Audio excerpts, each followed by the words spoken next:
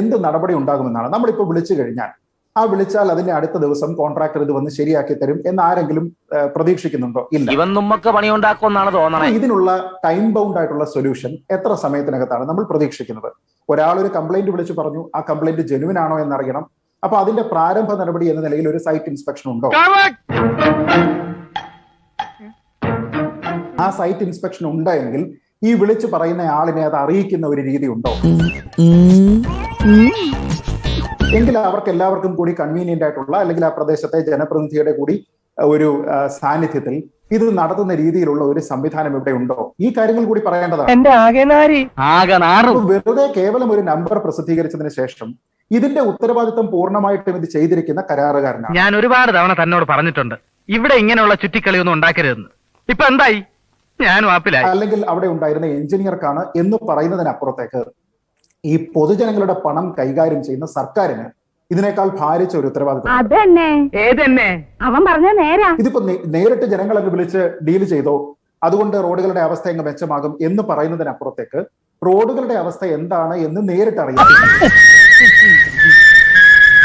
അത് എന്തെങ്കിലും പ്രശ്നമുണ്ട് എങ്കിൽ അത് ആ കോൺട്രാക്ടറെ നേരിട്ട് സമീപിച്ച് സത്വര നടപടികൾ ആവശ്യപ്പെടാനും സർക്കാരിന് വയ്യ എന്നാണോ നമ്മൾ മനസ്സിലാക്കേണ്ടത്? അതോ ഇതൊക്കെ തന്നെ നിങ്ങളുടെ ലയബിലിറ്റിയാണ്, നിങ്ങൾ ചെയ്തോളൂ എന്നാണ്? ഇത് നമ്മളും അത് തന്നെയാണ് ആലോചിക്കുന്നത്. നിങ്ങൾ ആലോചിച്ചിരുന്നോളൂ. റോഡ് പൂർത്തിയായതിനു ശേഷം നിങ്ങൾ ഇതിന്റെ കാവൽക്കാരായിക്കോളൂ എന്ന് പറഞ്ഞാൽ, എങ്കിൽ ആ റോഡ് നിർമ്മാണം നടക്കുന്ന സമയത്ത് പോലും അത് ഏത് ഭാഗത്താണ്, അതിന്റെ ഡിസൈൻ എന്താണ് തുടങ്ങിയ എല്ലാ കാര്യങ്ങളും പബ്ലിക് ആക്കി അതിൽ പോലും ഒരു പൊതുജന പങ്കാളിത്തം ഉണ്ടാക്കുകയും വേണം. അല്ലാതെ ഇതെല്ലാം കഴിഞ്ഞതിന് ശേഷം നിങ്ങൾ നോക്കിക്കോളൂ എന്ന് പറയുന്നത് തെറ്റാണ്. എന്നെ അപമാനിക്കരുത്. ഭരണത്തിന്റെ ഇടനാഴികളിൽ ഇന്ന് വരെ ആരും എന്നോട് ഇങ്ങനെ ഇടപെട്ടിട്ടില്ല. ഇതെല്ലാം തന്നെ നടത്തുന്നത് എന്തിനു വേണ്ടിയിട്ടാണ്? ഇതൊരു ഗാലറിക്ക് വേണ്ടിയിട്ടുള്ള ഒരു കളിയാണ്. താങ്കൾ പറഞ്ഞതുപോലെ ഒരു ഗിമ്മിക്കിന്റെ ഭാഗമാണ്.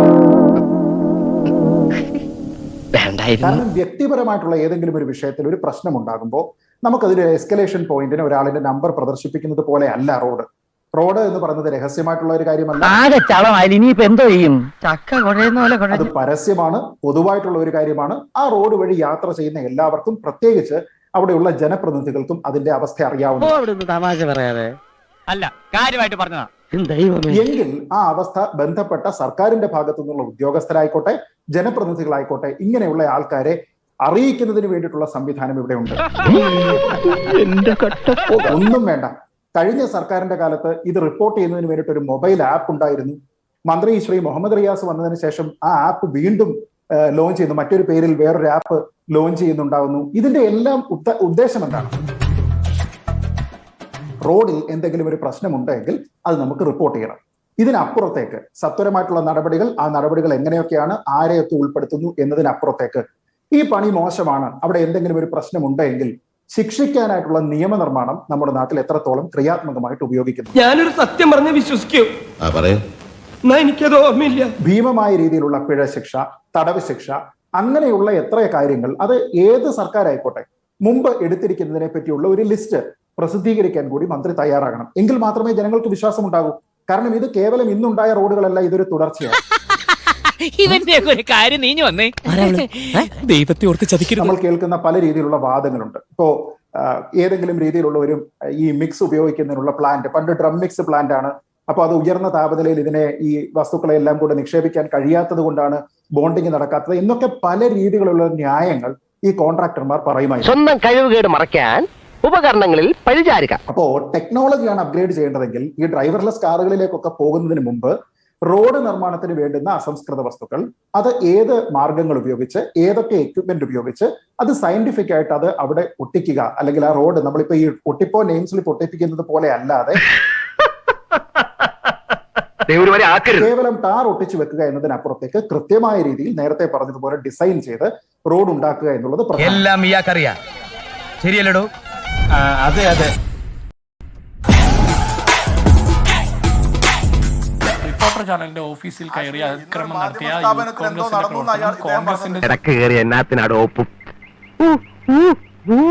കോൺഗ്രസിന്റെ ശൈലിയല്ല. അല്ല, ഞാൻ പറയാം വസീഫ, എനിക്ക് പറയാനുണ്ട്. ഞാൻ പറയുന്നതിൽ താങ്കൾ ഇടപെടണ്ട. താങ്കൾ പറഞ്ഞതിന് എല്ലാത്തിനും മറുപടി ഉണ്ട്. ഒന്നിനു പോലും മറുപടി പറയാതെ പോയില്ല.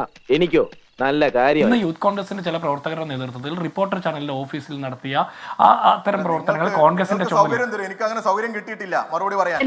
എന്താ നീ പിറുപിറുക്കണേ? ആശ്മി ഇടപെട്ടുകൊണ്ടേയിരുന്നു. പ്ലീസ് വസീഫ, അതുകൊണ്ടാണ് ഞാൻ നമ്മൾ ഇടപെട്ട്. ആശ്മി ഇടപെടില്ല, അതുകൊണ്ട് ഞാൻ ഇടപെട്ട് നീ നന്നാവില്ല. അത് താൻ പറഞ്ഞിട്ട് വേണോ ഞാൻ അറിയാൻ? റിപ്പോർട്ടർ ചാനലിന്റെ സ്ഥാപനത്തിൽ അതിക്രമം ചെയ്തത് തെറ്റാണെന്ന് പറയുന്നത് പോലെ തന്നെ ഏഷ്യാനെറ്റിന്റെ ഓഫീസ് അടിച്ചു പൊളിച്ചതും ഈ കേരളത്തിലെ മുഴുവൻ മാധ്യമ സ്ഥാപനങ്ങളിലും വർക്ക് ചെയ്യുന്ന വനിതാ മാധ്യമ പ്രവർത്തകരെ സൈബർ അറ്റാക്ക് ചെയ്തതും അതുപോലെ അയ്യോ ഇത് അസംബ്ലിയേക്കാൾ മോശമായല്ലോ. ഏഷ്യാനെറ്റിന്റെ ആഫീസ് ഞങ്ങൾ അടിച്ചു പൊളിച്ചിട്ടില്ല. ഒന്നും മിണ്ടാതിരിക്കും ആശേ. നിങ്ങൾ മാത്രം പറഞ്ഞാൽ മതിയോ? അയ്യോ അങ്ങനെ പറഞ്ഞൂടാ, പിന്നെ ഞാൻ എന്തിനു വന്ന? നിങ്ങൾ മാത്രം പറഞ്ഞാൽ മതിയോ?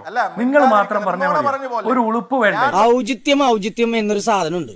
ഒരു മനുഷ്യനെ കുറച്ചൊക്കെ ഔചിത്യം പറയുന്നത് വൃത്തികേടാണെങ്കിലും വീണ്ടും വീണ്ടും പറയുന്നത്. ഞാനൊന്ന് പറയട്ടെ.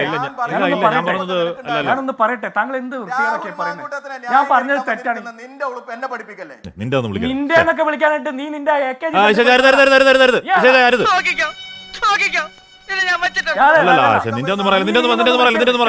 അതൊന്നും വിളിക്കണ്ട. എനിക്കറിയാം.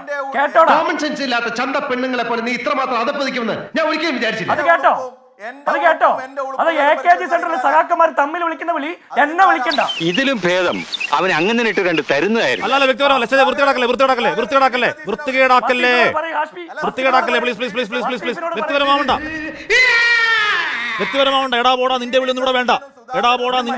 അങ്ങനെ പറയരുത് സാർ. അവരൊരു ആദർശത്തിന്റെ പേരിൽ തമ്മിൽ വിളിച്ചത് ഞാൻ വിളിച്ചില്ലല്ലോ. ഏതാ നിന്റെ രാജ്യം? കോഴിക്കോട് കുതിരവട്ടമല്ലല്ലോ. അതിലും വലുത് വിളി കേൾക്കേണ്ട ആളാണ് താങ്കൾ. അതിലും വലുത് കേൾക്കേണ്ട ആളാണ് താങ്കൾ. താങ്കൾ ഈ ചെയ്യുന്നത് വെച്ച് നോക്കുമ്പോ അതിലും വലുത് കേൾക്കേണ്ട ആളാണ്. തമാശ പറയാതെ അല്ല, കാര്യമായിട്ട് പറഞ്ഞതാ. പറയിപ്പിക്കരുത്. അന്വേഷിക്കുമ്പോ നിന്റെ ഉളുപ്പ് അന്വേഷിക്കാന്ന് പറയാനുള്ള ബാധ്യത എനിക്കുണ്ട്. അത് ഞാൻ ഇതിന് മരുന്നില്ല. ജിൻഡോ അത് അതിനെ തെറ്റായി കാണണ്ടേ? നിന്റെ ആവർത്തിച്ച് വിളിക്കുന്നത് നിങ്ങൾ AKG സെന്ററിലെ ആ പിണറായി വിജയനെ വിളിച്ചാ മതി. കേട്ടില്ലേ? പിണറായി വിജയനെ വിളിച്ചാ മതി.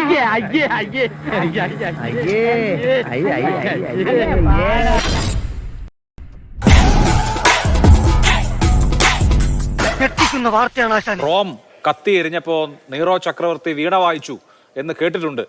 ഇപ്പോൾ കേരളത്തിൽ ഇത്രയും വലിയ ഒരു ദാരുണമായ സംഭവം ഉണ്ടാകുമ്പോൾ കൊല്ലത്തെ പ്രതിനിധീകരിക്കുന്ന കൊല്ലം ജില്ലയിൽ നിന്നുള്ള മന്ത്രി ജെ ചിഞ്ചുറാണി സൂംബ ഡാൻസ് കളിച്ചു. നമ്മുടെ കുഞ്ഞുങ്ങൾ കളിച്ച് ഇതിന്റെ മുകളിലൊക്കെ ചെന്ന് കയറുമ്പോൾ ഇത്രയും ആപൽക്കരമായിട്ടുള്ള സംഭവങ്ങൾ ഉണ്ടാകുമോ എന്ന് നമുക്കറിയുമോ? നമ്മളൊക്കെ അന്തിച്ചു പോകും. ഒരു കുഞ്ഞ് രാവിലെ സ്കൂളിൽ ഒരുങ്ങിപ്പോയ കുഞ്ഞാണ്. ആ കുഞ്ഞ് മരിച്ച് തിരിച്ചു വരുന്നൊരവസ്ഥ. വിഷമിക്കാതിരിക്കും. ഇതിലും വലുത് ഏതാണ്ട് വരായിരുന്നു. ഇങ്ങനെ തീർന്നെന്ന് കരുതിയാൽ മതി.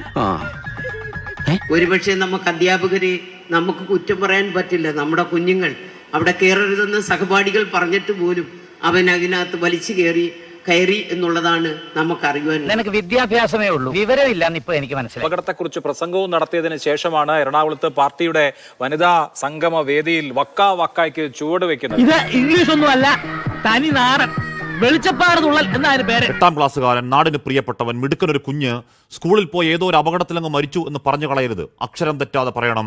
ഈ കഴിവുകെട്ട് ചത്തുപോയ സിസ്റ്റം അവനെ കൊലയ്ക്ക് കൊടുത്തതാണ്. ലജ്ജകെട്ട അനാസ്ഥയുടെ രക്തസാക്ഷിയാണ്. അഭിമാനം ഇത് അറിഞ്ഞപ്പോ തുടങ്ങിയ കൈത്തരപ്പാണ്. നൂറുകണക്കിന് കുട്ടികൾ പഠിക്കുന്ന തേവലക്കര സ്കൂളിലെ മോന്തായത്തിന് മുകളിൽ തൊട്ടില്ലെന്ന മട്ടിൽ ഊഞ്ഞാല് കണക്കെ തൂങ്ങിയാടലാണ്. മാരക പ്രഹരശേഷിയിൽ വൈദ്യുതി പ്രവാഹമുള്ള ഒന്നല്ല, ചേർത്ത് കെട്ടിയ 4 കറണ്ട് കമ്പികൾ. പറഞ്ഞത് കേട്ടോടാ, അന്തസ് വേണോടാ, അന്തസ്. CPM നിയന്ത്രണത്തിലുള്ള ഭരണസമിതിയും അപകടാവസ്ഥ അറിഞ്ഞിട്ടും പിത്തം പിടിച്ച കണക്കൊന്നും ചെയ്യാതിരുന്ന KSEBയും ചേർന്ന കുരുന്നിനെ കൊലയ്ക്ക് കൊടുത്തതാണ്. ഈ കാക്കി കുപ്പായ ഊരി വെച്ച് സലാം പറഞ്ഞു പോകണം സാറേ.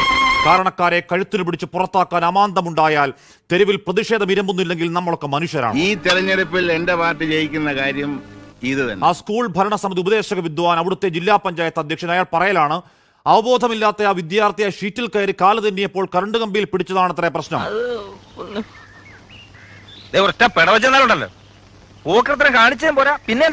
മരിച്ച കുട്ടിയെ കുറ്റക്കാരനാക്കുന്നോ? മനുഷ്യത്വം എന്ന വാക്ക് കേൾക്കാത്ത നേതാവെ നാക്ക് വളയ്ക്കാൻ ഉളുപ്പുണ്ടോ? ന്യായീകരണത്തിന്റെ ആദ്യ ഡോസയായിട്ടുള്ള ഉടൻ വരും ഒറ്റപ്പെട്ട സംഭവം. 2 നാൾ കഴിഞ്ഞാൽ കേൾക്കാം. മരണവ്യാപാരികളുടെ ആഭാസ നൃത്തം, സർക്കാരിനെതിരായ ഗൂഢാലോചന, വലതുമാധ്യമങ്ങളുടെ എന്തോ മണ്ണാങ്കട്ട, കാൽക്കാശിന് വിലയില്ലാത്ത സൈദ്ധാന്തിക വിടുവായത്തങ്ങൾ, മാറാത്ത ഫോർമാറ്റാണ്. ഒരു 6 ഇഞ്ച് നീങ്ങി ഒരു ചുവന്ന സ്വിച്ച് കാണുന്നുണ്ടോ? കാണുന്നുണ്ട്. ഈ സ്വിച്ചിന്റെ കാര്യമാണ്. അമർത്തിയോ?